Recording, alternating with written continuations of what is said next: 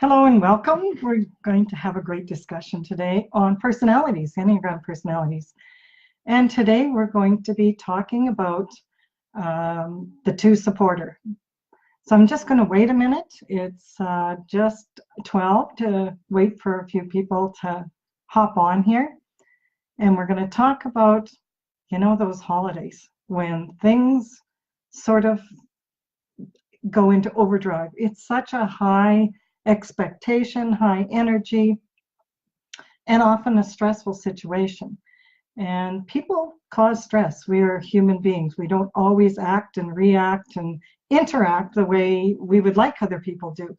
And so you put a whole bunch of people together around a dinner table, and you're going to have different perspectives. You're going to have different people reacting. And sometimes you go, man, I just can't figure that person out. Why would they say that or do that or act that way? Because that's not how you would act or react. It's not natural to you. And we all have our own patterns of personality and the way we see, think, feel, and react. Thanks for hopping on, people. So I'm going to give you a little bit of background. The basis of my teaching is always with the Enneagram. And people go, the Ennea what? They've either heard of it and they go, oh, I love the Enneagram. And people tell stories of how their lives have been absolutely turned around by understanding themselves and other people. And what's unique about the Enneagram is that it does have a path of development. It shows us how to get out of the box of our personality and some of the patterns that are keeping us stuck and triggers us into become a more evolved person. That's what's unique about it. So if you've taken other personality quizzes or models like DISC or Myers-Briggs, the Enneagram can take it much deeper for you with the path of development. And so, we often, so the background on the Enneagram, it's been around since the 1700s. It is a well-respected psychological model that's taught at prestigious universities like Stanford. They're trying to get it into the medical community. The FBI uses it for profiling because personalities are just patterns of behavior. Your personality formed about the age of 7. By then, you have formed beliefs that in your family of origin, you need to be a certain way to get the most love and attention. And so you start to create behaviors that create patterns that became roles. The roles formed a personality. And this is how people think, well, this is just who I am. But it's not really. It's the patterns that you keep continuing to do that determines who you are. And so the cool thing about it is, as you become more aware and conscious, and for your personality type, how you can start replacing those old patterns that don't work and sabotage you, you can become a more evolved person and get along with people better as well. So sometimes don't you just wish, man, do I wish I had an operator's manual to figure out, my husband or my partner or the boss or the kids or an ex-partner. All of those patterns are behavioral. They're recognizable. You recognize the pattern, you understand the person and the personality. And you know what else? It doesn't make it as personal when they're reacting in a way that you are unhappy with or that affects you. Maybe it's confrontational, maybe it's stress. So the cool thing about the Enneagram is that it gives you 9 distinct ways of thinking, feeling, acting, and reacting. It also shows you the strengths and challenges of each of the personalities and provides people skills that can support you in making better decisions, in learning, and most importantly, for having compassion for yourself, for others. And this is vital to making life much better. So once you understand what other people think and what motivates them, then you're better prepared to handle difficult situations. And you can predict those behaviors. Learning the Enneagram can make the Christmas dinner so much more fun. I don't know whether you've seen my cartoon, my Christmas cartoon. I will put a copy of it after this, but it's really fun. It shows you, it's 9 personalities sitting around a dinner table. And the perfectors are going to have rules. The plates go this way, that you pass everything in this direction. There are rules, and if you follow the rules it makes a better, a more perfect world in their perspective, right? The two supporters are going to be looking out for, you know, do you need help with that? Can I pass that to you? What do you need? They're going to be looking around that table, seeing and assessing what other people need. The three achievers who focus on achieving and success and goal, they're going to be telling you about their successes. You know, maybe they've got a new Rolex watch, or they've just had a new promotion. So that's what their focus is going to be, sharing that with you because they want you to know about their successes. The four expressor is very expressive with their languaging, how they view the world. Expressors view the world in Technicolor, and they express it with flowery language, very descriptive language. They teach us how to experience life at a deeper, more emotional level. And they also feel that their perspective is very unique and special, and it is, and it can also cause drama. The five contemplator is about, they're the thinkers, they're the introverts, and so they are the ones who are going to have the facts. And the cartoons that said, do you know that, I can't remember what it says, something about turkey, when turkey was first served at Christmas dinner or something. They have facts and knowledge and wisdom, and they like intellectual conversations. So they're sitting next to the expressor. If the expressor becomes too emotional or too dramatic, that's going to make the five contemplator uncomfortable, because emotions screw up the logic. They're all about logic in life. The sixth questioner is the most anxious and worried of the 9 personalities. And so they are always looking to make life much more secure and safe for everyone. So in the cartoon, it's, did I park my car in the right place? Is it going to be safe there? The 7 optimists, if they want to throw the 1 perfector off, they'll start passing the dishes the wrong way because they're fun and upbeat and they don't like to follow the rules, and they're going to be sharing adventures with you of the things they've currently done. The 8 asserter are stronger personalities, and they are more assertive. So in the cartoon, they say, the drumstick's mine. They're also very protective of those they love and they look out for. And the 9 peace seeker is the personality that is, they love peace and harmony. They are more the church mouse. Get along, go along to get along. Let's everybody just get along, no conflict. So that gives you a bit of an overview. What stresses us out in relationships is when people don't see it our way or even challenge us on our perspective of life. So learning the Enneagram can bring many positives into life, and people who've learned it have way more fun at Christmas time, because before they go, they can even have a game with their kids. I'll bet you Uncle George, the asserter, is going to start stirring the pot. You know, they love heated debates. They love conflict. You know, maybe you know, the niece Suzette is she's going to be telling us about the latest drama in her life, or you know, why things are challenging. So it gets to be a lot of fun when you can predict all these behaviors. I'm doing this 9 series on the personalities to help you understand the 9 of them and how to get along with them. And if you are one of these personalities, it will give you some insights on your impact on others as well, and maybe how you can let go of some of the patterns that are keeping you stuck. So today, feel free to put any comments, questions in the comments. Thank you for joining, Tyler and Holly and Brenda. So let's get on about the 2 supporters. What do we love about the 2 supporters? Well, they are the people that are the helpers. They show up, they are the volunteers, they give helplessly and givingly from themselves. They look after people. They have a sense of intuition. So they can probably understand your or sense your feelings, what's going on for you. They are your cheerleaders. They want to take away the suffering.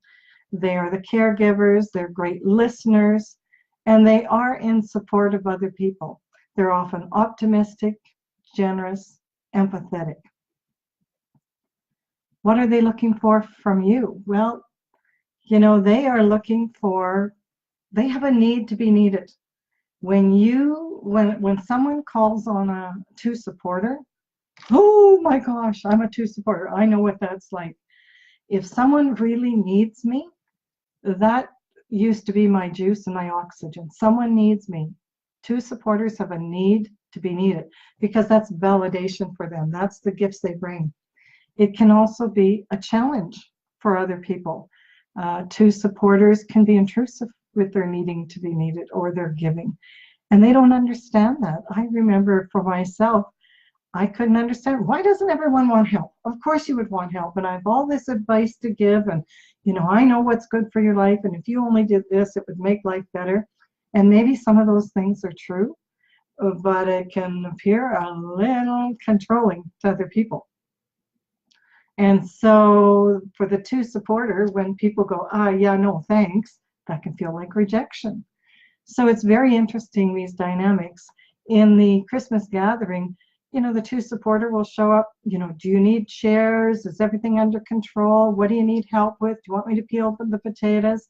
After the dinner, they're the ones in the sink with suds up to their elbows. They're washing the dishes. And even if the hostess says, you know what, I'll do them later. Two supporters, that just doesn't make sense. Like, why wouldn't you get all the help especially when there's stacks of dishes and pots and pans, why wouldn't you get all the help that you could while you have it?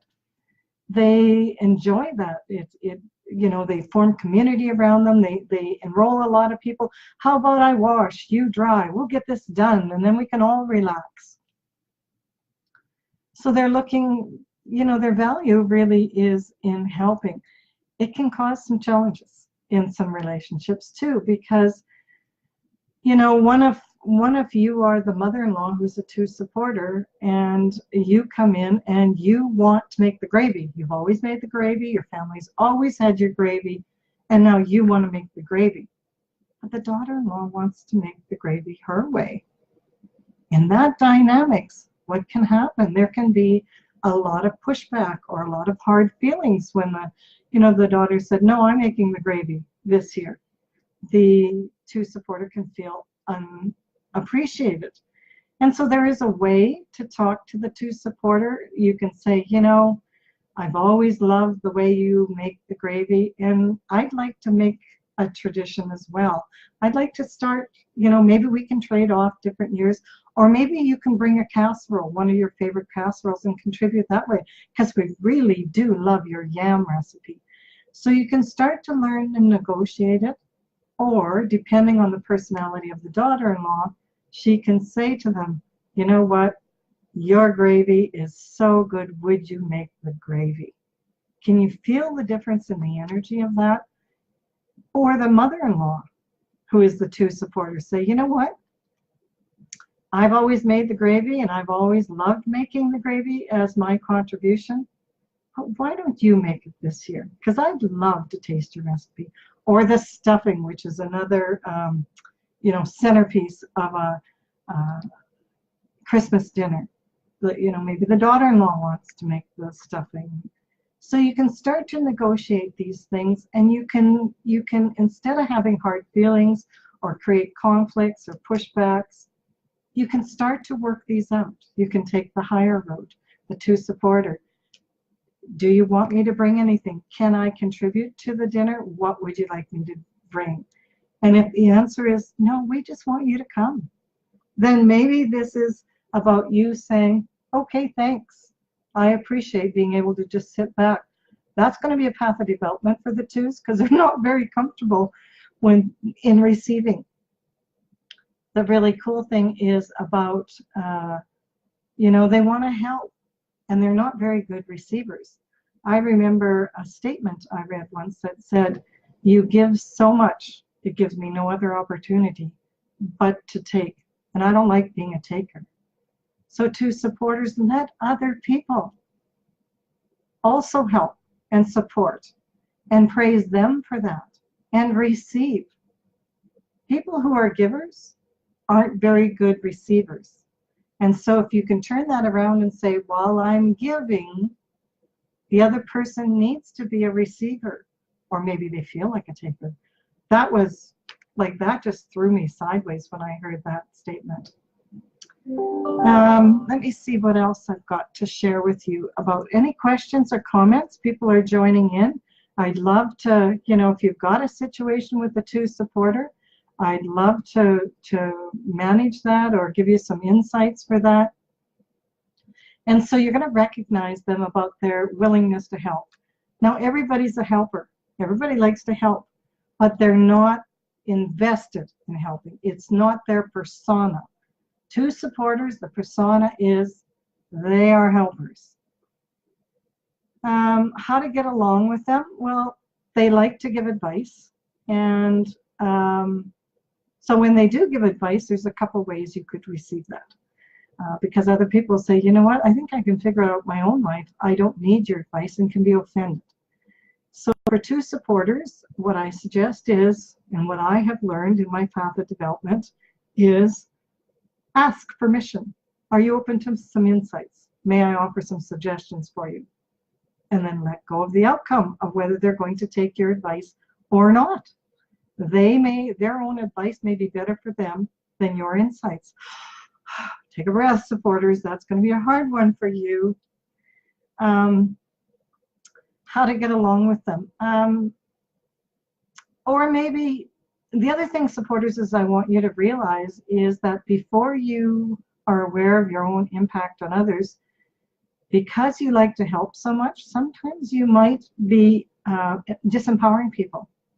I was shocked when I realized how many times I was more responsible for people's lives than they were for themselves. And I realized I was disempowering them. They were, I attracted victims, people who were in the victim perspective, and I enabled them because I love to help. So those are some of the awarenesses of. So what about if I want to help at Christmas and others don't pitch in? Yes, what if you do want help? So it is about, because what we do is we teach people how to treat us. If we're the ones who've always done it all, we've always, without speaking up, and sometimes twos can be martyrs. It's always up to me. Why do I always have to be the one? And so a way to do that ahead of time is to set it up. I'm going to be cooking the dinner, and what I need from you is, so when the dinner is over with, would you be willing to clear the table? Would you be willing to start washing up? Would you be willing to start putting away the food in the refrigerator? Would you be willing?